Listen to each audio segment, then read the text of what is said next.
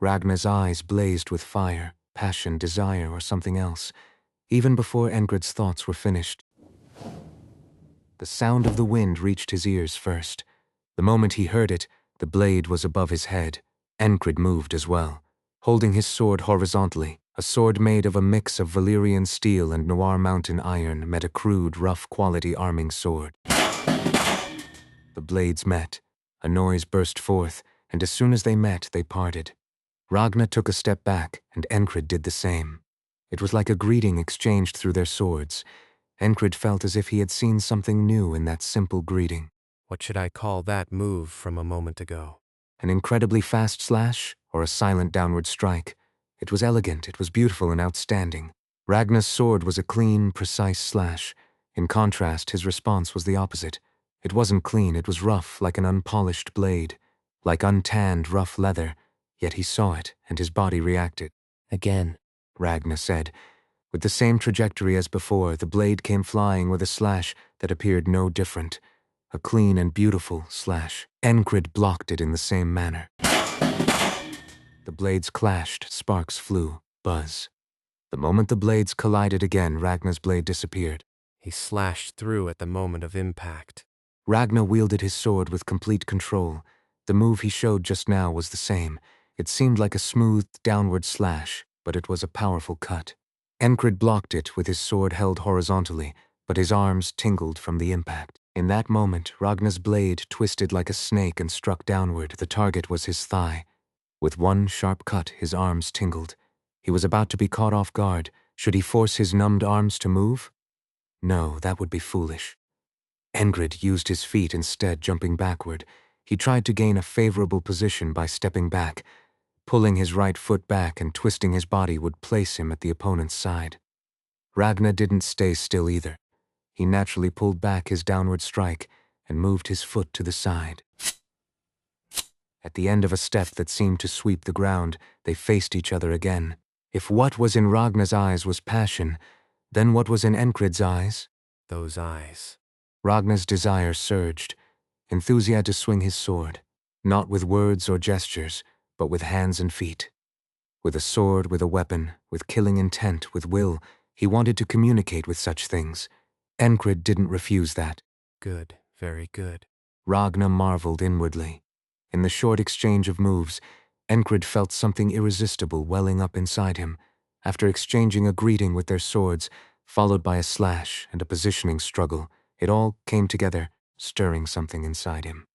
Then something began to erupt from his entire being. What should this be called? Vitality? Energy? He didn't know what to call it.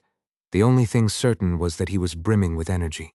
With the greetings and the slashing, he had confirmed the state of his wrists. Despite the lingering impact, there was no pain. I'm fine. Now there was nothing left but to engage fully. This time, Enkrid moved first. It was a thrust filled with wholehearted, deadly intent. He stepped forward with his left foot, performing the move all at once, sending his sword flying with a swift motion. Like a hawk diving down, the tip of the sword sliced through the air. Ragnar twisted his body as he watched the incoming sword tip. Even without any flashy footwork, he avoided Enkrid's thrust. Ragnar dodged and smiled. Enkrid smiled too, satisfied with Ragnar's evasion. From the side it looked like a simple continuous exchange. Thrust, slash, dodge, repetition. Enkrid's attacks were often unconventional. He suddenly closed the distance, attempting to kick Ragnar's shin. When Ragnar avoided it, Enkrid engaged in a half-surting fight, grabbing the ricasso and the blade. Ragnar blocked, deflected, and dodged everything, then swung his sword. He swung his sword repeatedly, as if it was the only thing he knew how to do. Damn it. Rem watched, stamping his feet. That looks so damn fun. Enkrid's skills had grown again. Something had changed in the few days since he last saw him. He wanted to fight him. He wanted to spar with Enkrid, who had a healthy wrist. Just watching filled him with desire. Take it easy, take it easy. Rem grew anxious. He was worried that Enkrid might exhaust all his strength while fighting Ragnar. Though that had never happened before, there was something different about this sparring. There was a different energy flowing. Unlike when they sparred after Enkrid injured his wrist, which had surprised everyone but was done with some restraint and concession. But now, Isn't that guy being a bit too serious? To Rem, Ragnar's swordsmanship seemed different. It wasn't as lazy as it usually was, even if it wasn't as intense as when he fought Rem. If he had used half the effort he was using now when fighting enemy soldiers, the enemy commander would have remembered the name Ragnar. Damn it, take it easy. Rem's hands itched. If both of them weren't smiling, he might have already grabbed his axe and jumped in. And Rem wasn't the only one feeling this way. Why am I? Jackson questioned himself. Had he ever enjoyed stepping into the front lines to fight? No, he hadn't. Not once. He had diligently trained in swordsmanship, but was it because his heart was in it? No, it wasn't. Training in swordsmanship and being driven by desire were different matters. At least they had been for Jackson. Twitch. His hand kept wanting to move. He reacted to Enkrid's steps and to the sword wielded by the one he called the platoon leader. It's not even funny. Suddenly, a competitive spirit surged within him. No matter how much Enkrid's skills had improved, Jackson was confident he could still knock him down right now. From Jackson's perspective, Ragnar, that foolish slacker, wasn't giving his best. If he were more serious, the fight would have been over long ago. So why was his body reacting to this fight? Jackson clenched his teeth, feeling strangely insulted in his pride. He composed himself and remained silent, controlling his twitching body and standing still just watching. While Jackson was steadying himself, Auden watched the fight with satisfaction. He was pleased. It's about time. He felt that he too could start using some of his strength. He wasn't in a hurry, nor did he deny the rising competitive spirit. Because it's a gift from the Lord.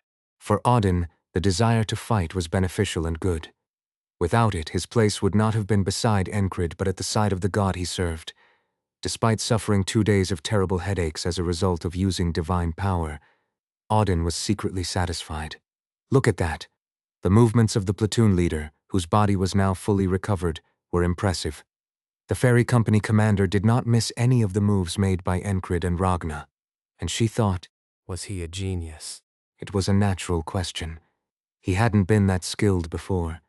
Recalling their first meeting at the infirmary, she thought back to the moment she first encountered Enkrid. I thought it was just luck. Now even his sword skills could not be ignored. He stood out, like a single crane among many chickens, with such outstanding skills. From what she observed, one could say he was a genius who had risen to this level in a short time. No, it's a bit different. Her keen eyes noticed some flaws in Enkrid's form, habits that a true genius wouldn't have. The fairy's senses at times were sharper than even the talent-detecting abilities of the frog. Marks that only those who had swung their swords tirelessly and pondered endlessly over a long period could see were visible on Enkrid. Did such marks appear on geniuses?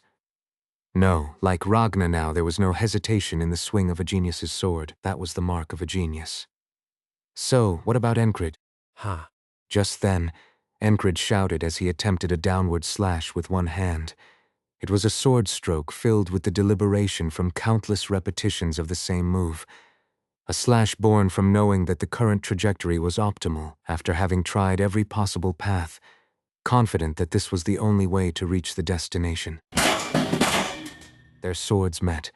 Enkrid's blade slid along Ragnar's sword with a grinding sound. Was it a feint? The fairy's intuition was spot on. Ragnar used force to deflect Enkrid's sword. He immediately thrust his sword forward, attempting a short diagonal slash. In that instant, Enkrid's left hand emitted a glow, a bluish light, something starting from his waist, magic forged through practice, extending through the air. It was a second sword. In the end, Enkrid's sword cut through empty air. The second sword, drawn quickly, was fast. But in that brief moment, Ragnar had already assessed everything. He evaded the attack by stepping back. It was a perfectly calculated retreat. Enkrid's second sword merely swished past in front of Ragnar. Afterward, Ragnar brought his sword down. It was a strike meant to break Enkrid's timing and intentions. It wasn't just about winning a tactical exchange. This was a matter of their differing abilities. In combat, what was needed wasn't just raw power, perception, senses, experience, and swordsmanship. Ragnar had sensed and seen Enkrid's left hand move. He then moved his feet and hands at a speed Enkrid couldn't match, and thus the sparring match ended. The ferry company commander felt a bit anxious seeing the fight end. I want to fight too. Did she lack competitive spirit? Before she had used her hands and feet, but now she wanted to cross swords. To some extent, she wanted to mix in a bit of seriousness. She had a sudden desire to show the mystical skills her Nidil heritage granted her. How would Enkrid change after seeing that? Watching the spar from one side, Kreis felt no such competitive spirit. He could barely see the fight between the two, so what competition could there be? He's improved. Even as an outsider, he could tell that Enkrid's skills had greatly increased. Is he a late-blooming genius? It was surprising, but that was all. Afterward, Kreis turned his gaze away from the sparring and looked around. It was an amusing situation to observe. Rem stood up and sat down 3 times, then started stamping his feet. He seemed impatient, like a child who had their favorite toy taken away. Next to him, Jackson shrugged his shoulders a few times before suddenly becoming as still as a heavy statue, not moving at all. It was to the point where one might wonder if he was even breathing, as he didn't move a muscle. How could someone freeze like that, as if turned to ice? Watching it gave a chilling feeling, like being alone in a cemetery at night. Wow. Kreis clicked his tongue, his gaze landing on Auden. This large soldier, deeply immersed in his devotion to his god, was murmuring to himself with a contented smile. Kreis moved closer to Auden to hear what he was murmuring. Excellent. Now it's worth fighting. It's okay if an arm or two gets broken. Breaking a neck, I almost sent someone to the Lord prematurely. That wouldn't do. No, that wouldn't do at all. This time it was truly terrifying. It sent shivers down his spine. What was he saying? Even though he spoke those words, it didn't seem like he would actually attack. His mutterings were terrifying, but his demeanor was calm and composed. Auden stood still in his place. Lastly, there was the ferry company commander. The fairy, who had been making odd jokes, never took her eyes off Enkrid, holding her sword. Like a calm forest, yet also like a storm that could break out at any moment. That was Kreis's impression. He thought these people were truly remarkable. No crowd of spectators had gathered around. After the victory, the high spirits had subtly subsided as days passed. Everyone was busy with their personal preparations, knowing that another battle could break out at any moment. Some soldiers glanced over, but they weren't particularly interested. They had already seen the demonstration of skill once. When Enkrid returned from the rear, they had witnessed the sparring. Those who had an eye for it were busy. The rest had no interest in watching. There were no noisy spectators. For these people, it didn't matter whether there were onlookers or the atmosphere of impending battle, even though they knew they would soon be heading into battle. They all want to fight each other so badly. And the target of their focus was singular. Enkrid, who had just shaken off all his injuries and stood up, their platoon leader. Do they have any sense or not? But Kreis didn't reprimand them for it. He was always careful not to provoke them, and now even more so. The intensity rising among them was significant. Will it be okay? The sparring with Ragna had been intense. Even from his perspective, he thought it might be better to rest after such a session, but if Enkrid decided to rest, Rem would surely throw a fit. The others probably wouldn't take it too kindly either. Kreis's concerns were unfounded. Next. Enkrid, dripping with sweat, smiled broadly. Filled with a surge of energy, Enkrid wanted to push his body to the limit. At his words, Rem leapt up. He literally jumped off the ground and dashed forward. My turn. It's my turn. If anyone interrupts, I'll kill them. Company commander or whoever. Rem was wild-eyed. The company commander stepped back, choosing to display the virtue of yielding. It was fine, looking at it now. Enkrid showed no intention of resting. That day Enkrid sparred vigorously. As he wished, he enthusiastically clashed swords, swung them, and even demonstrated dual-wielding techniques. Impressive. The ferry company commander commented, making a brief evaluation of using 2 swords. It didn't end with just 1 round. Ragnar went twice, Rem 3 times, Auden twice, and the ferry company commander once. Excluding Jackson, who didn't step in, these were the number of times they sparred with Enkrid. Kreis shook his head in disbelief. The sparring finally ended around sunset. It seemed as though Enkrid never tired. After the sparring, Enkrid collapsed onto the ground, exhausted. Esther, who had appeared at some point, glared fiercely at everyone, seemingly questioning what they had done to let it go this far. However, no one paid much attention to her gaze. Enkrid, on the other hand, felt immensely satisfied. That expression. When was it? Perhaps it was after returning from scouting the tall grass field. He remembered noticing that the expressions Rem and Ragna had while sparring were different from when they sparred with him. He had wanted to bring out those expressions. Today he finally succeeded, of course. Neither Rem, Ragna, nor anyone else had fully exerted their abilities, but he had seen it. The changed expressions, smiles, grins, satisfaction. It felt like he had achieved a small goal. Enkrid felt exhilaration, joy, a joy like a drug. The fulfillment that came from growth filled his chest. However, perhaps due to overexertion, that night he had another terrible nightmare. It was the middle of a dark night. Esther looked up at Enkrid's groan. Stupid human. What on earth was he doing to his body? Esther had learned something before. If she used all her strength to relieve his fatigue, she would end up exhausting herself. And why was that? It was because Enkrid was too absorbed in the grimoire he had picked up. It's useful, but… There was a lot to discern and separate. While pondering alone, she suddenly realized she was in a pitiful state, unable to even see her own magical realm at the moment. Why am I like this? Sigh. The feeling of self-pity lasted only for a moment. Before she could lament her situation, the man who held her in his arms groaned again. A crazy man who starts every day with training. No matter what, whatever he was carrying in his body, it was slowly dismantling the curse that plagued her. Might as well do my job. Since the speed of this breakdown accelerated when the man's body was in good condition, Esther tried her best to relieve his fatigue as usual. Unable to open her magical realm, she used her body as a medium to extract and dissipate the fatigue from the man's body. In the process, sometimes fragments of the man's dreams or thoughts would be projected into her mind. Previously, she would just see swords appearing, or sometimes a deep, dark well. But today, a part of his dream was revealed.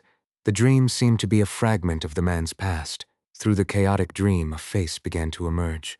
For some reason, this face had left a deep impression on the man who now held her, so it was vividly clear. Seeing this, Esther frowned. Ugly. It wasn't that the face was truly ugly, but rather it exuded a sense of infinite slyness. That was the atmosphere. More precisely, it was likely how Enkrid perceived the man. Esther watched the man's dream. Though it seemed long in the dream, it was just a moment in reality. Stop wandering. Just get on with your usual tasks, Esther reprimanded the man. How could she dissipate his fatigue with such dreams? With that one remark, the dream ended, and the groaning from the man's mouth ceased. Soon, only the sound of his deep sleep breathing reached Esther's ears. Enkrid knew it was a dream the moment he opened his eyes. Again. It was surprising that he had the same dream once more. If the ferryman of the Black River had appeared, he might have just accepted it. A moment from the past, a dream he had already had many times. He once thought of it as a nightmare, but after recalling and revisiting it so often, it had become just another moment. Well, I'll just let you live. A sharp presence, a mercenary with triangular eyes. Beside him lay a colleague he had started working with. They had known each other for only 3 days, but were in a situation where they had to trust each other and fight together. Or rather, they had to. The job had started with a request to exterminate some beasts. We've got a few harpies causing trouble. It'd be great if you could take care of them. The village was located on the outskirts of the kingdom, and the villagers had pooled their money together, collecting a currency called krona. The village chief's son traveled to the nearest city and hired 5 mercenaries. Among them was Enkrid, and also among them was this bastard. A cry that resembled a raven's, swaying breasts, the descending claws of a harpy. A longtime companion lost their life to a harpy's attack. Don't just rush in. You'll die before your time if you keep doing that. Though his tongue was sharp, he was a mercenary with a good heart. He wasn't the kind of friend who should die like that, but he was stabbed from behind by the man with triangular eyes. A simultaneous attack from both the front and back, timed with the harpy's strike. It was a collaboration of monster and man. Afterward, the triangular-eyed mercenary drew his sword and swung it. Tingling! A thin blade swept around, emitting a strange sound. It bent and extended, moving so quickly it was hard to see. The sound of his sword cutting through the air was very distinct, and the sword that cut through the air pierced a hole in his companion's head. In the heart, the thigh, the forearm, the tricks performed by the flexing blade killed his companion. After killing everyone, the man said that he would let Enkrid live. A sinister smile, a scattering of murderous intent. Those eyes that said he wasn't even worth dealing with. Enkrid did not get angry, nor did he shout. He silently raised his sword. What? You want to fight me? Words were unnecessary. He couldn't even exchange a few blows before his shoulder was pierced. I said I'd let you live. That was all there was. And then he left. The fact that Enkrid survived afterward was more than half due to luck. I heard everyone died. How did you? Having barely survived from the land where monsters and demons dwelled, he arrived at a village. There he gathered his strength and made the life-threatening journey to reach the city again. The man was already gone by then.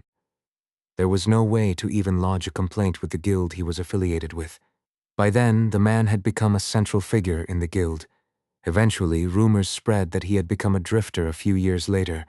Apparently, he had messed with the wrong noble's daughter.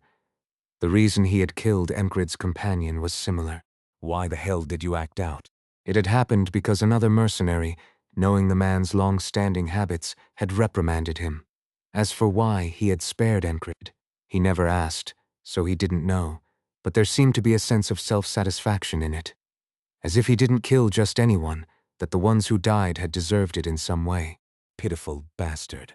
The words the man left as he departed. Enkrid thought the world was unfair. He also thought that skill and character were separate things. He was a piece of shit. A dream is just a dream. If Enkrid had been an ordinary person, he would have sought revenge against his adversary. But he didn't. He would take up his sword to hold him accountable for his crimes if given the chance. But he did not burn his life for that one purpose. He did not throw away his life for the comrade who had lost their heart to a harpy.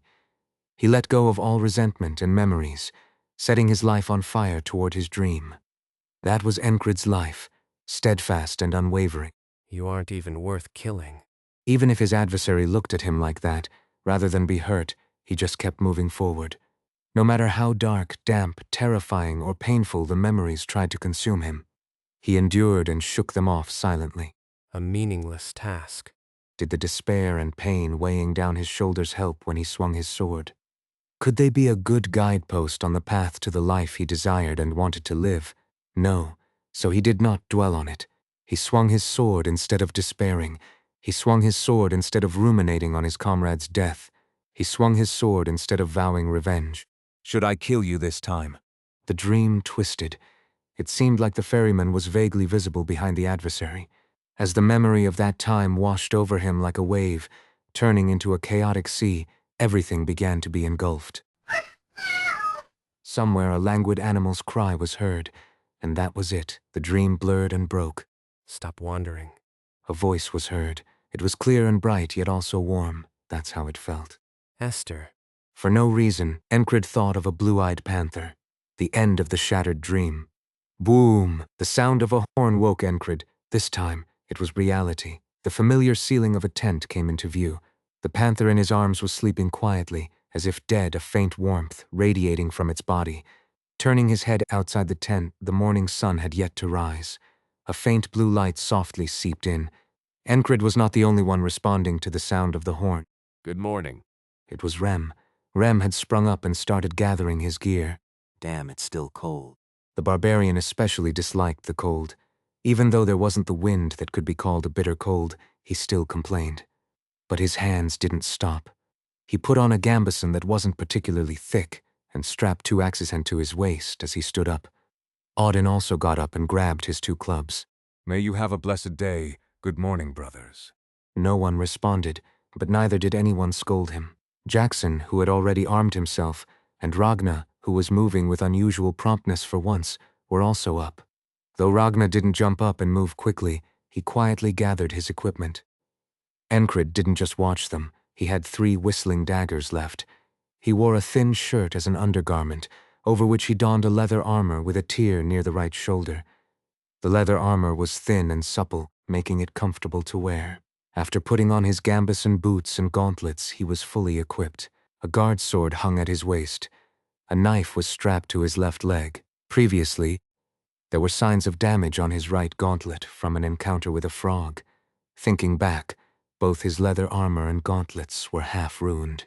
Can these be fixed with sewing? It didn't seem likely. In any case, it wasn't something to deal with now. Andrew, Mac, and Henry, although often teased as the youngest or a burden in this madman platoon, were seasoned soldiers. Andrew had even proven his skills by killing an enemy soldier in the past. Though the excitement from that time had faded, the confidence remained. They, too, gathered their equipment. What is it? Andrew asked. What do you think? Rem gave him a pitying look. It seems like those who were hiding have come out. Mac put together the situation in his mind. Why would the horn sound off so early in the morning, especially with visibility impaired by fog? Kreis, rubbing his eyes, had the same thought. Damn it, attacking at dawn would ruin his skin. He quickly dismissed the idle thoughts and began to think sharply. The army had deployed more scouts than usual. The guard duty was also more stringent. They hadn't even shared celebratory drinks after their victory. They hadn't been given extra rations either. The battle wasn't over yet. Each unit's commander must have been keeping their troops in line. There's a saying on the battlefield, today's victory doesn't guarantee tomorrow's. Marcus is indeed a competent commander, Kreis thought. He didn't fully understand all of Marcus's decisions, but he considered them to be reasonably sound. Rally, everyone, rally. The voice of a messenger echoed from outside. Kreis found it odd that the enemy had hidden themselves. Why were they holed up in their stronghold? They could have fled, made a last stand, requested reinforcements, or done something, but just hiding. Why? The answer to a simple question isn't always straightforward, but sometimes it can be clear and concise. They must think they're still in a favorable position, or they believe they have a chance to turn things around. In other words, they likely have more hidden tricks up their sleeve. The battalion commander would surely be aware of this. Now it was a matter of whose prediction would be more accurate. Is Aspen's prepared sword sharper, or is the shield of our commander sturdier? These were things Kreis couldn't control. If you're not planning on staying behind, grab your gear. Enkrid tapped Kreis on the head, pulling him out of his thoughts. Oh, right! In any case, today he would stick close to this side. Enkrid could see what Kreis was thinking. It seemed he planned not to stray far for a while. Otherwise, he wouldn't have layered on the gambeson like that. While no one wants to die, Kreis's evident care for his own life was admirable. He looked like someone who would survive no matter what. Outside the tent, there was a flurry of activity. Soldiers were moving and gathering in their own ways, responding to the horn and the messenger's call. Heh, there's a scent in the air. I can smell it. Rem seemed to be in a good mood. The fog is bothersome, but, well, it's manageable. Ragnar wasn't slacking off today. If you sharpen your senses, the fog isn't a problem. Jackson was unusually kind today. The Lord says there are many vacancies in heaven today. Odin's prayer sounded fiercer than ever. To fill the vacancies in heaven? It sounded like a vow to take many lives. Andrew, Mac, and Henry were all ready. He felt light. During the sparring yesterday, Enkrid felt an endless surge of energy. It was as if he was drawing on the strength meant for tomorrow. Good. Even after such intense training yesterday, he felt great today. No, better than yesterday. No pain in the wrist. Cuts and stab wounds had already started healing, a result of the combined effects of divine and fairy medicine. All troops, advance, move out. Forward! A messenger shouted from the front. The troops began moving through the fog, which was thicker than usual along the riverbank. It didn't seem like a spell, it was just a hunch, but it seemed unlikely that the enemy would use the same tactic twice. The Allied forces were likely prepared for such a possibility. Good, good. Rem kept chattering. What is? Today feels like it's going to be interesting. Sometimes, one had to wonder what was going on in Rem's head. The problem was, Enkrid felt the same way. He sensed something new approaching beyond the fog, an intuition that stirred excitement in battle and made his heart race. As everyone, including the commanding officer at the front, lined up tensely. Shit. A voice burst out from an ally at the front. Shoot, shoot quickly. Through the hazy fog, Enkrid saw a strange sight. There was a blurry gray shadow. It was as big as a bear, and its head was towering above. A mass larger than even Auden, with a head-like shape attached, was charging through a rain of arrows coming towards them. The soldiers at the forefront of Naurilia were all paid mercenaries. This meant they were focused solely on training after receiving their wages. They acted precisely as they had been trained and drilled. The vanguard, armed with short bows, transformed into scouts in emergencies, and nimble light-armored archers in battle all lost their arrows. Arrows cut through the air, striking a massive shadow too large to be considered human. Some soldiers celebrated hitting their target. Among them, a few wondered why they still heard the sound of impact, yet others were alarmed. Why isn't it stopping? They were disturbed that the shadow's charging speed hadn't decreased. The fog parted. Beyond the mist, a colossal figure was revealed. If it had been a bear, it would have been understandable. As the fog cleared, the rest of the soldiers could also see the figure. It was visible even to Enkrid. Despite being positioned in the middle of the unit, the sheer size of the figure distorted the sense of perspective. The first impression was that of a giant porcupine. The massive size meant it was an equally large target. The archer's skills were commendable, as dozens of arrows were lodged in the creature's body. Though counting them all was impossible, there were at least 20. Thus, the first impression was that of a giant porcupine bristling with dozens of arrows. The creature, emerging from the fog, swung something in its hands in a wide arc. The full swing sent wind whooshing, pushing the fog back even further. A loud explosion rang out, as if a wizard's explosive spell had detonated. The impact was catastrophic, akin to a stone thrown from a catapult. R. Screams erupted. The soldiers within the hammer's range were crushed like tomatoes. One soldier on the right had his leg shattered, barely escaping with a swift dodge. Another soldier on the left, feeling the hammer's wind pressure, instinctively raised his shield. He heard the sound of his body being torn apart. The oiled wooden buckler offered no resistance to the creature's brute force. The shield splintered like a rotten branch, and the soldier was torn in half, not just torn but shattered. The hammer's force flung his body sideways, and pink innards splattered into the air. Blood, intestines, bones, flesh, and someone's limbs flew through the air. Once parts of a body that had fought valiantly. There was no need to wonder who they belonged to.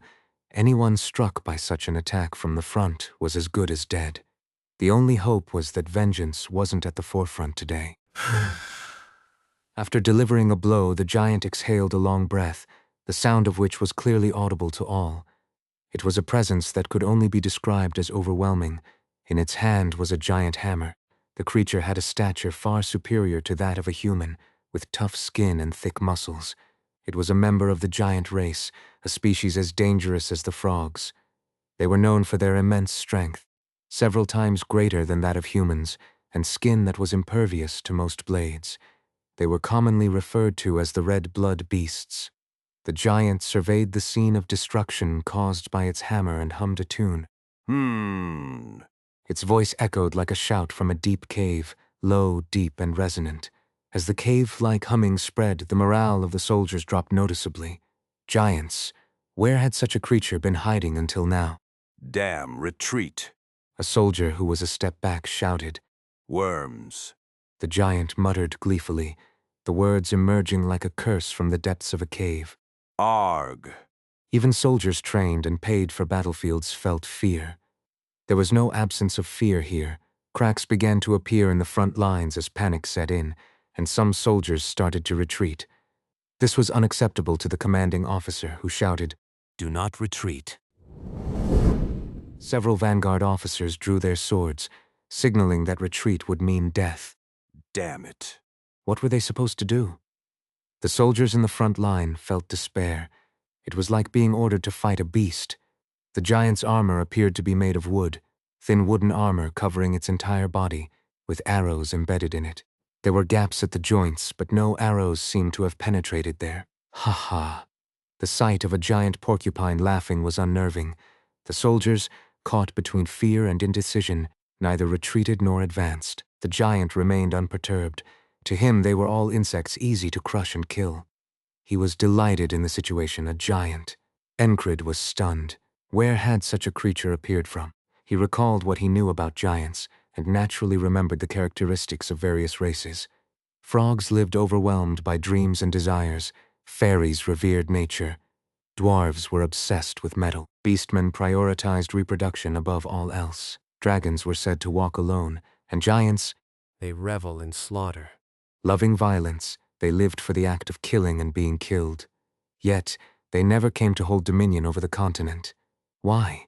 Their intelligence was lower than humans, and their primal instincts were too dangerous to form organized armies.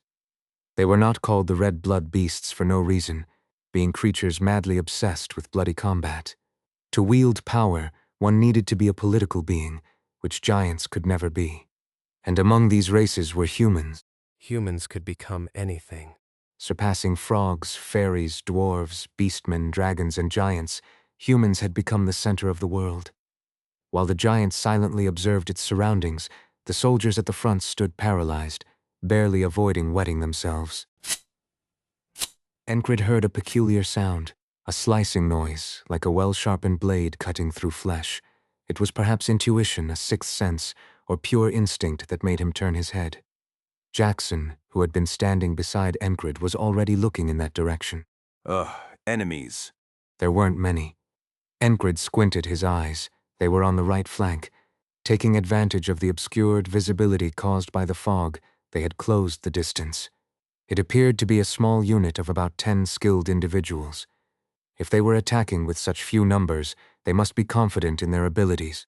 If they use the giant to draw our attention and attack the right flank, something might come from the left as well. Damn, it looks like we're caught in a real trap. Christ turned his head left and right as he spoke. Could he see anything? If Enkrid saw nothing, then Christ would likely see only fog. Christ, surprisingly, wasn't intimidated by the giant. Instead, he looked around frantically and then said, We must hold them off here. In reality, Christ had several scenarios and assumptions running through his mind. He could see what the enemy's strategy was and also thought the battlefield favored them. He had a rough idea of what the Allied commander was aiming for. After all, utilizing the fog was not a tactic exclusive to the enemy. If the enemy had used the river to target the rear lines, why couldn't the Allies do the same? This was probably why the Border Guard reserve unit was not visible on the battlefield. The enemy was hiding, while the Allies had more freedom of action. This gave the commander multiple options. Therefore, the commander likely decided, The main force holds with the soldiers' numbers. since they had won previous battles, they had an advantage in numbers. With similar training levels and morale, who had the upper hand? No matter how fiercely the Grey Hound, an independent company known for its persistence, fought, they had limitations. How large could an independent company be? At most 200 to 300 soldiers. Furthermore, there was additional intelligence available, such as the fact that one of platoon leaders had fought with a unit of the Grey Hound and killed some of them. How many soldiers could be left? Even if the unit had been originally composed of a generous 400, there might be only around 200 left by now. The battalion commander would know this as well. So, what had the enemy decided to do? All in on the front line. They threw everything they had into the fight, aiming either for a decisive victory or risking near total annihilation. And the giant was not the only weapon they had prepared. Crace calculated all this in an instant and reached a conclusion. However, he didn't explain everything. The best choice at that moment was to do what was necessary to survive, to stay breathing in the platoon leader's tent. The giant is not everything. If we can't stop the vanguard here, it's over. He stated the plain truth. It wasn't up to him to solve this situation. The Border Guard reserve unit was absent, and the main Allied force was holding the line. If they failed, they risked being annihilated. So what options did they have left? There were some. Christ looked at his platoon leader, who had fought the frog, and the platoon members who matched such a leader. Leader! Christ called Enkrid and explained the situation. Enkrid nodded. Even after listening to Christ, Enkrid couldn't fully understand the situation. He had been busy sparring the day before and had tried to get a good night's sleep, but his dreams had been unpleasant. However, it seemed that a light was shining in Christ's eyes, similar to Ragnar yesterday. Like Rem, who seemed excited. Like Jackson, who had become more considerate. Like Auden, who seemed more at ease. Okay, got it. In an instant, all the irritation vanished. All those nagging worries disappeared. A light heart. When had he last felt this way? He hadn't felt this way since coming to this continent. Rem recalled a similar feeling from another place. Another time. It was when he first went to battle. Back then, it was truly fun. He was so excited that he had run wild, tongue out. Casting aside his thoughts, Rem laughed and said, Watch closely. This is what you'll learn next. He started walking forward, moving through the soldiers, who cast nervous and fearful glances between their helmets at the laughing giant. Rem walked in a straight line, shoving soldiers aside as he went. They stumbled out of his way, opening a path. Move, you bastards. He said. Rem seemed his usual self, but his mood was certainly lifted. He was uncharacteristically elated. Enkrid simply watched. Rem had told him to watch closely, so watch he would. I'll take care of that side. Ragna said, unusually eager as he moved toward the commotion on the right flank. It was a different side of Ragna. He too seemed liberated. Like Rem, the sword discussions with Enkrid had released pent-up desires, making him feel at ease and ready to wield his sword. You shouldn't go alone. Enkrid voiced his concern. Ragna thought for a moment and replied, Then I'll go after this. It shouldn't take long.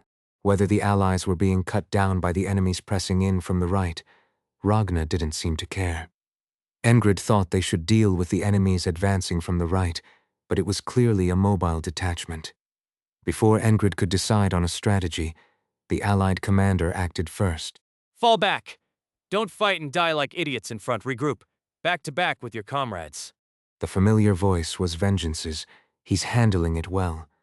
Drawing the enemies advancing from the right inward and engaging them would buy some time.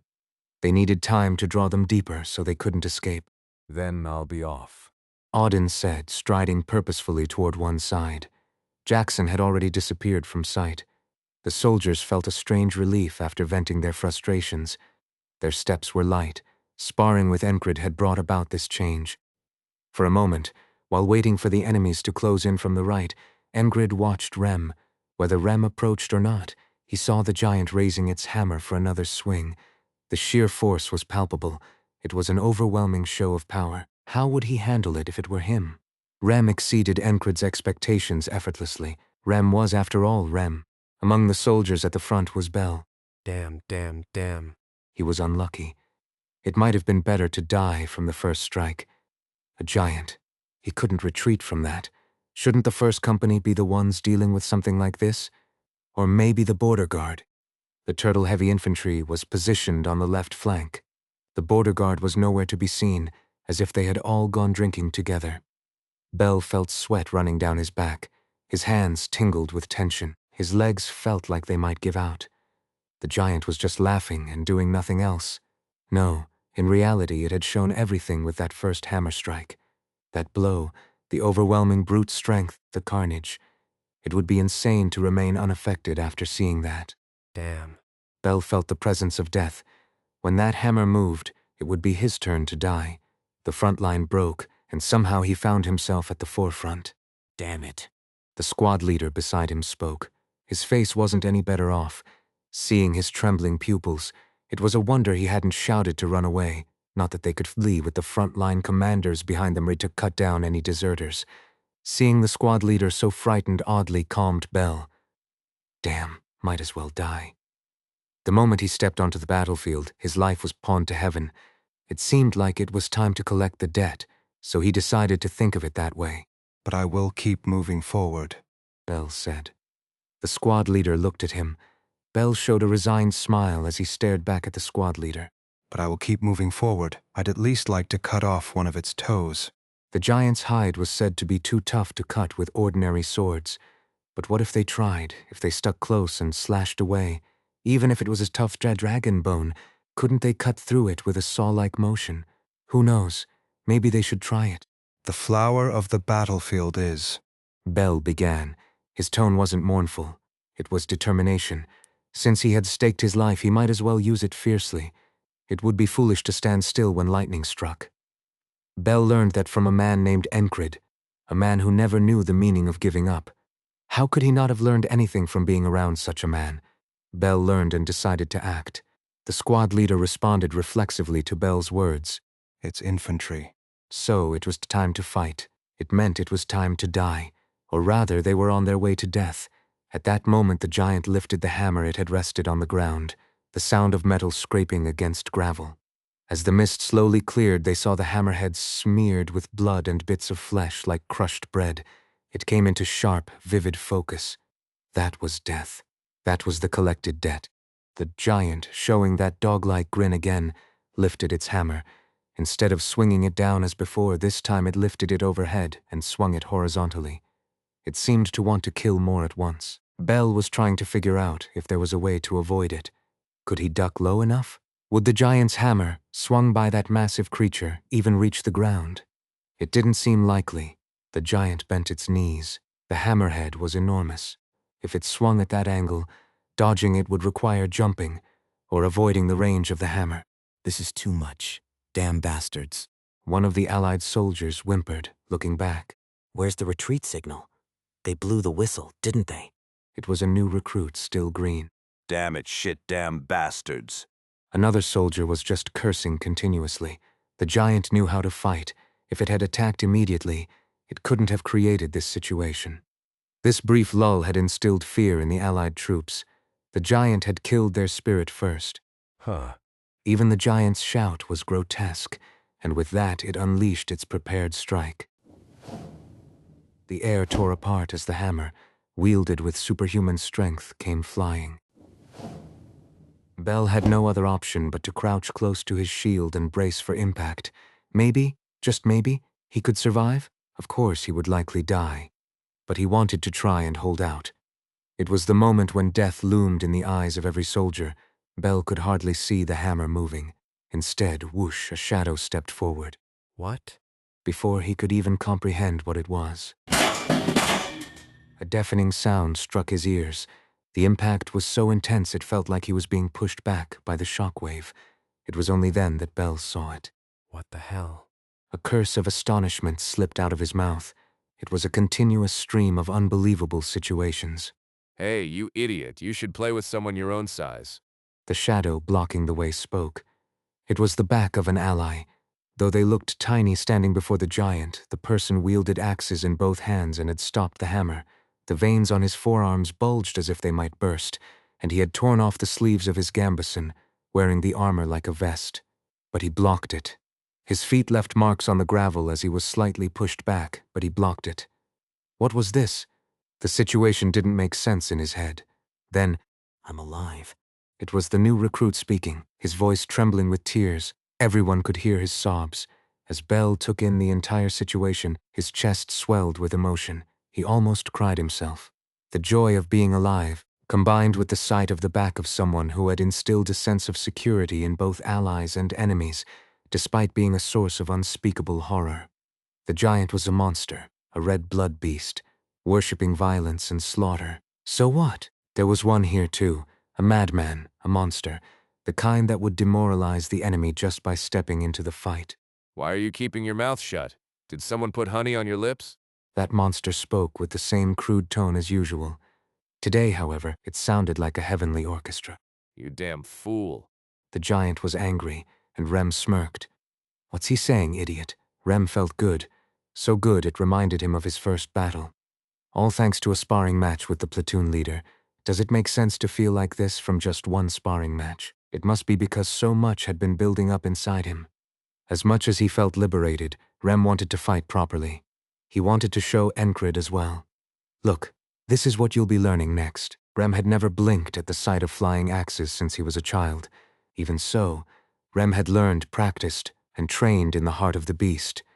If it only gave him courage and composure, why would he have learned it? It had to be useful, otherwise he wouldn't have learned, practiced, and trained in it. The reason for learning it, the heart of the beast, wasn't just to give courage. From now on, half of it could be called Rem's unique skill, not something of his tribe, but his own. His heart beat twice as fast as usual, sending blood rushing through his body. The flow of blood sped up. Thump, thump, thump, thump. As his blood vessels expanded, his muscles swelled, changing in density. His body, enhanced by a shamanic technique starting from his heart, now possessed monstrous strength. Rem decided to call it the heart of the beast. The people of his tribe only used this technique to prevent aging. In truth, this was a skill only Rem used. If learned incorrectly, it could cause the heart to burst, the blood vessels to rupture, or the muscles to necrotize, resulting in death. Well, there's no avoiding the difficulty in learning it. He told Enkrid to watch and learn, but the choice was ultimately his. Of course, if he decided to learn, Rem would teach him slowly, one step at a time, ensuring he didn't die in the process. It might be painful, but Enkrid would ignore the pain and learn. Blocking the giant's hammer, Rem unleashed his monstrous strength and swung his axe. The hammer came crashing down at a terrifying speed, and Rem swung his axe to deflect it. Clang! Crack! Bang! The axe blade couldn't withstand the impact and shattered, breaking apart as if it had exploded. Even though he had deflected it as much as possible, this was the result. Rem swung his left arm, throwing the broken axe blade pieces toward the giant's wooden armor, where they embedded themselves. Maybe I should have used something better. He could have used a club like those fanatical religious zealots. Although Rem wasn't picky about weapons, axes fit his hand best. He discarded the remaining axe handle and kicked up a spear that was lying at his feet. Spear in his left hand, axe in his right. Rem smiled, holding weapons in both hands.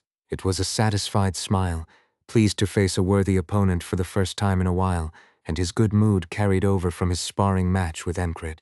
Hey, let's have some fun. What followed was an intense battle between the two. It was so fierce that no one could get close. Clang, clang, clang, clang! Rem picked up fallen spears and axes, stabbing and slashing. When weapons broke, he picked up whatever was lying around. As they began to run out of weapons, But I will keep moving forward. Bell quickly tossed the weapon he was holding. Spears, hand axes, whatever they had. Someone even threw a dagger at the giant, aiming for its eye, but the giant just turned its head, catching the dagger with its forehead. What kind of skin does he have? The sharp dagger didn't even leave a scratch, just bouncing off. So, what is Rem who is fighting this giant? No one knew, but it was certain that this monster was protecting them. Enkrid watched Rem's fight. His combat style was intense, brutal. Above all, Is he matching the giant in strength? does that mean he has more strength than Frog? Is this what I'm supposed to learn next? Is this what he told me to watch closely? His heart raced at the prospect of learning something new. For Enkrid, the desire to learn was a fundamental part of his being. Now we can go, seeing him playing around like that.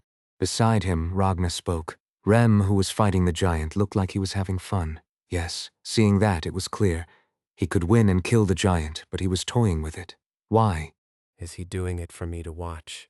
For a moment, Enkrid thought that, but then he dismissed it as too far-fetched.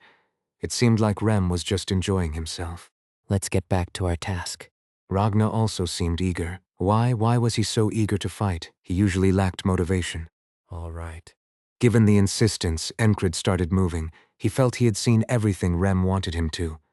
Ragna needed to head to the right, but kept moving in the wrong direction. Enkrid had to grab him and guide him.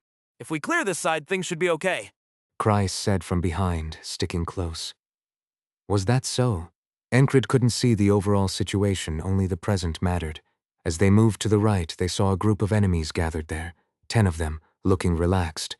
What is this? Is it a twist of fate? As they got closer and could see the faces, Enkrid realized that the person standing in the center was someone he knew. Why was he here? The person also recognized Enkrid's face. Enkrid's strikingly handsome features were hard to forget. You're still alive? The person recognized Enkrid, blinked a few times in surprise, and then smiled, asking the question. His smile reached his eyes, though they were slanted, giving a somewhat unsettling impression. Yes, I am. Enkrid replied calmly, and Ragna looked at him silently asking, "Do you know him?" During my mercenary days. Enkrid began to explain, but shortened it, thinking the story would be too long. A bastard I met. Yes, that's enough to describe the scum. A bastard who betrayed his comrades, raped women, and then killed them. He should have been killed back then. He had heard that this guy had run away after getting into trouble with a noble. So, he ended up here? Hey, is that what you say to an old friend after so long? Friend. Enkrid felt a rare moment of disgust. With someone like him, Ragna looked at him again, questioning with his eyes. No, that bastard. He said curtly, and Ragna nodded in understanding. You always were good with words. But how did you manage to survive? Did you have to suck up to someone? Such insults were common during his mercenary days, often aimed at him because of his appearance. He had heard them even after joining the military. It had been a long time since he last heard someone mock him in this way. No one had dared to taunt him recently, likely because he had proven himself through his skills. Thus Enkrid brushed off the provocation with indifference. Ragna seemed to think the same. It didn't matter. The man was as good as dead. You can take care of that one then. Ragna stepped aside, signaling that the remaining 9 were his to handle. Just the 3 of you against all 10 of us. I won't be fighting, just aim for these 2. Kreis said from behind. Enkrid glanced around. What had these 10 done? Clearly the allies were hesitant to engage them. Corpses were scattered around, riddled with holes. It was a familiar sign of the weapons that these bastards are using. Enkrid took a moment to inspect the other bodies. They bore slashes and stabs from swords, spears, and daggers, but there was something unsettlingly dirty about the wounds, even the holes. They seemed almost like they had been tortured. They're obsessed with bloodshed. They seek to improve their skills through murder. It's fine. Didn't I tell you before? If you don't walk the right path, you'll hit a clear limit. Ragna said beside him. Yes, that was right. He had warned that clinging to the Valen mercenary sword technique would lead to a limit, so Enkrid had rebuilt his basics and moved forward. It was a path with a clear direction. Enkrid drew his sword. That one is mine. As Ragna had suggested, whether it was out of old grudges or a scene from a revenge drama, Enkrid decided to honor his fallen comrades. He would do so by beheading this twisted, trashy scoundrel. Making a fuss, aren't they? He was the one who showed that skill and personality don't always align. What was his name again? The guy twisted his lips into a sneer. Want me to give you another hole, Enki?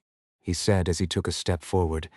Enkrid decided to speak just once before killing him. What was your name again? In the stance, with his right foot slightly forward, the guy stopped. Anyway, you talk too much, you bastard. He didn't say his name. Oh well, it's not like it's necessary to know. Kill him. At the unknown bastard's command, 9 others around him moved. It felt like they were the border guard, corrupted and twisted. Each one wielded a weapon, looking like they knew what they were doing. There seemed to be the smell of blood on their weapons. One of them shot a slingshot. It was aimed, pulled, and released in an instant. The motion was smooth. The slingshot fired small metal pellets. Ragna simply tilted his head to dodge. The shot aimed for his eyes. A slingshot. Ragna muttered. Enkrid saw a heat in his eyes that wasn't usually there. Well, there shouldn't be anything to worry about. Alone. Someone spoke from behind. It was Vengeance. With a limping gait, Enkrid's eyes went to Vengeance's thigh, before he could ask how he got injured. While trying to save me from that filthy bastard. One of the soldiers behind Vengeance, showing both concern and resentment in his eyes, spoke up. It was clear without needing an explanation. He must have done it as usual. Deliberately harassing a soldier to make Vengeance intervene, then exploiting the opening to stab him in the thigh. That was exactly the kind of thing that bastard would do. In contrast, Vengeance must have taken the injury to save his comrade. What would have happened if Enkrid hadn't come here? He would have died. Vengeance was prepared for death. For a person like this, perhaps it's possible to think of him as a friend. Someone like Vengeance could be a good friend. But not that bastard. Thinking of him as a friend is absurd. Sharp, that one. Vengeance spoke again, and only then did Enkrid remember the guy's name, clapping his right fist into his left palm. I remember your name. The guy smirked. How could you forget my name? You little prick. He spoke as he drew his sword with a ting, a flexible blade that bends under force, made of soft iron. The wavy blade caught Enkrid's eye, and he spoke.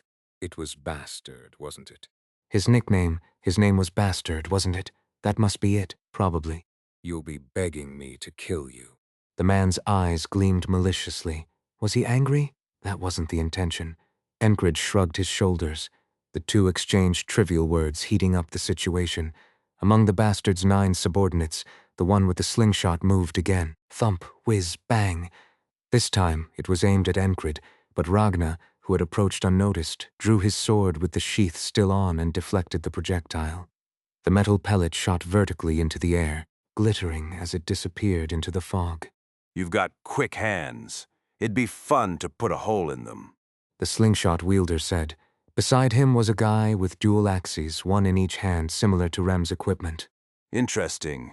You think you can take us all on by yourself? The dual axe wielder said, eyeing Ragna. This was bad, Enkrid thought. Sure enough, Ragna reacted.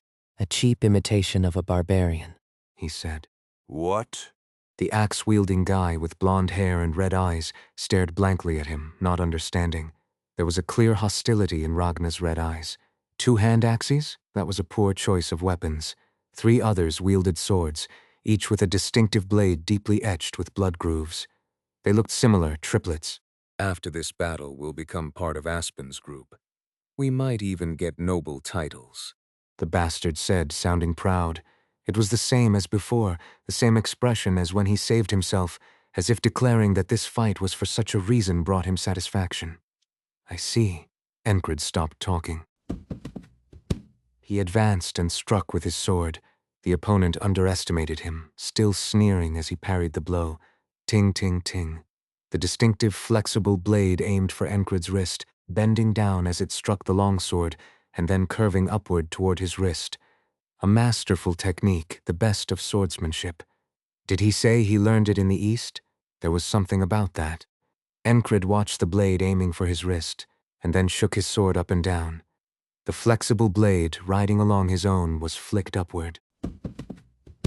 What is this bast? The opponent's face showed confusion and surprise, but Enkrid wasn't interested. He simply advanced, swinging his sword, as he had learned and trained. Hadn't he learned how to deal with a master swordsman? Begin with a solid strike. He did so, as Ragna had taught him. The blade cut through the air. Through focused concentration, everything seemed to slow down, becoming tangible, connecting point to point, adding strength to a diagonal slash aimed at the opponent. The bastard quickly stepped back, raising his sword. Whiz, ting, ting, ting. The flexible blade cut through the air, aiming for Enkrid's neck, but it was only aiming. For by then, Enkrid's diagonal slash had already connected with the man's body, faster, stronger, and more precise. One strike was enough. A sensation of resistance registered in his hands. Though the strike had been clean, to the point that his hands felt numb, it wasn't possible not to feel anything, as the sword cut through armor and other accessories. Enkrid's longsword cleaved through the man's armor, half of his ribs, and even severed the wrist holding the sword. The sword that had been curving towards Enkrid's neck clattered to the ground. Enkrid paused in the position of swinging his sword, then swung it to the side. Blood splattered onto the ground. Before him lay the remnants of the past, eyes wide open in shock as he died. Enkrid silently spoke to his past comrades. I've avenged you. There was no reply. The dead never answer. The same was true for the opponent who died without a final cry. It was an expected outcome. The mercenary who used Eastern swordsmanship, the bastard, had impressive skills, but Compared to Frog and Mitch Hurrier. lacking. Compared to his own squad members, they were incomparable, laughably so. However, if it hadn't been for Enkrid, this battlefield might have been in disarray as well. It could have been as chaotic as the one with the giant. It was all relative. On this side, they wielded killing swords, men who made a profession of killing and honing their skills as tools for that end. Against someone stronger, they could die just like this, but if the roles were reversed, they would become efficient murderers, sure to go on a rampage. What the hell? Said one of the 3 brothers wielding swords. What do you think? Ragnar replied as he stepped towards the man with the slingshot. It was astonishing just to watch his movements. In a few steps, he was already at the side of the man with the slingshot. Shh! The man twisted his body sideways. That was his last move with a ch. His head flew into the sky, the surprised expression still on his face. When did he draw his sword? When did his skill was frighteningly quick and clean? Even to Enkrid, the curved blade remained only as an afterimage. Slingshot. Ragnar muttered towards the fallen opponent as he moved. 3 swords. This was directed at the 3 brothers. They drew their swords, clearly not intending to go down easily. Ragnar saw the red bloodlust in their eyes, killers who used their swords to kill people as a means to an end. There were some like them, wretches who didn't even know how to properly hone their skills. Swords that started by killing the powerless, learning only to kill the weak. No matter the opponent or the situation, Ragnar felt quite pleased. How many times in his life had he felt this kind of overflowing vigor? 3 times? 5 times? It didn't feel like 5. He was filled with pent-up frustration. That frustration had turned into a sparring session with Enkrid. Something that started as a small spark was now burning in his eyes. His already red eyes now glowed with light. An aura. Ragnar, with a glint in his eyes, swung his sword. Whoosh, thud, squelch, splat, swish. The 3 wielders of killing swords fell, their throats pierced, heads severed and split from chin to crown. Ragnar's sword cut through anything in its path, be it swords, armor, flesh, or bone. It was impressive. Pitchfork. Ragnar muttered, seeking his next opponent. The next adversary wielded a pitchfork, seemingly chosen for the pain it could inflict. He swallowed nervously, realizing he had met his match. Attack all at once. The man shouted. As soon as his words left his mouth, they all moved. Then he turned and fled. Enkrid's eyes widened in surprise. Normally, Ragnar wouldn't even glance at someone fleeing like that. But this Ragnar, bam! He moved so quickly it was almost invisible. He dashed forward, swinging his sword to the left and right. He moved so fast. It looked like wings were fluttering around him, though these wings were formed by the afterimages of his blade. Those wings split the head of the spear wielder and severed the arms of a woman wielding daggers. The blade of the dagger that caught in the middle was also cut in half. It was a fearsome strike, difficult to describe in words. Arg. The scream of the woman with the dagger tore through the air. Ragnar continued to chase the fleeing man. The man with the pitchfork turned and brandished it in defense. It was a solid iron weapon. Ragnar swung his sword again, this time aiming to deflect the pitchfork sideways while delivering a backhanded strike. The first swing nearly cut the pitchfork in half, and the follow-through beheaded the man. With just a bit more force, the pitchfork might have been completely severed. Only one remained. Damn, muttered the man wielding 2 axes. You're the main dish. Something about Ragnar seemed very different from usual. He calmly approached the man with the axes, who looked nothing like Rem. But that was not what mattered to Ragnar. Starting with the legs, he said, and then acted. Ragnar's sword moved. The man with the axes might have been skilled, but this was something else. It reminded Enkrid of himself, or rather his past self. It was a moment of facing a wall that no amount of effort or training could overcome. Eek. The man wielding the axes struggled in vain. That was all he could do. Ragnar first slashed at his thigh, then severed the tendons in both of his arms. With a dull thud, the man dropped his axes. Ragnar placed his sword on the man's head, realizing with surprise that he was quite excited. It was a strange feeling. Is this something to be excited about? In any case, it wasn't a bad feeling. If you spare me, I can show you where we hid the trees. No matter what the man said, Ragnar wasn't listening. In the end, the last remaining member of the mercenary group wielding axes died, his head split open. Ragnar noticed that the blade he was using had lost its edge, and the handle was loose, so he discarded it. He then gathered the swords used by the triplets. I have 3 swords now. He strapped 2 swords to his hips like Enkrid and slung one across his back. Are you going for a 3-sword style? Enkrid asked. No, I'll use them one at a time. Ragnar replied, shaking his head.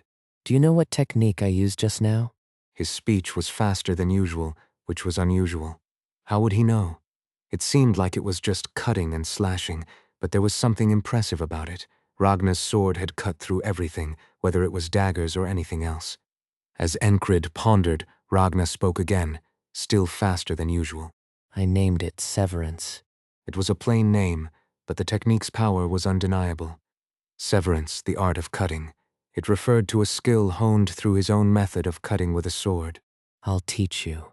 Ragnar declared his intention, and Enkrid nodded in agreement. Vengeance, who had been watching the fight, couldn't even shake his head. Monsters. That was the only thought that came to mind. Enkrid gathered the 2 axes that had fallen to the ground. Since Rem had broken his weapons fighting the giant, he would need new ones. There wasn't much else to take, just a few throwing daggers from the woman who wielded the daggers. It was a shame he had used up all the whistling knives. It would be good to make new ones, he thought as they finished the battle and began to regroup. From the front, a cheer erupted. Auden, Auden.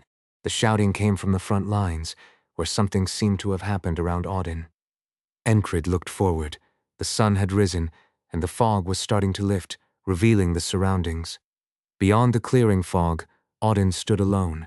He was right in the middle of the enemy forces,